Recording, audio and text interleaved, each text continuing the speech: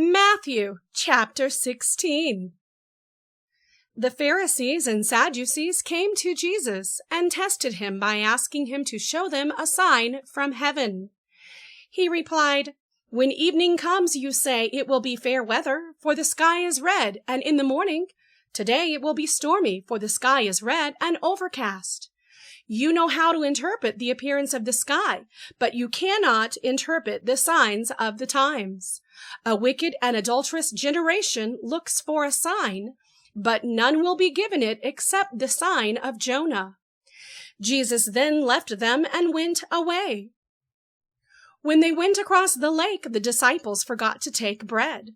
"Be careful," Jesus said to them. "Be on your guard against the yeast of the Pharisees and Sadducees."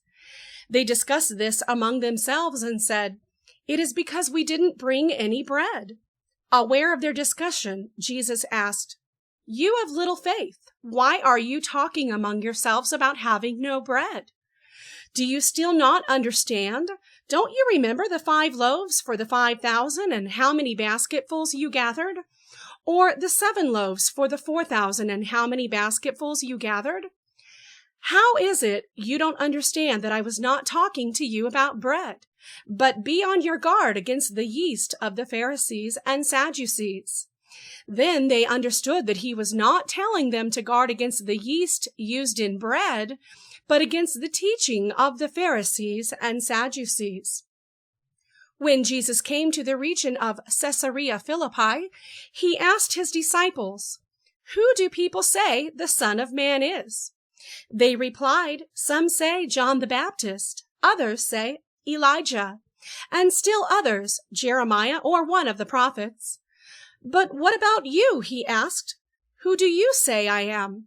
Simon Peter answered, "You are the Messiah, the Son of the living God."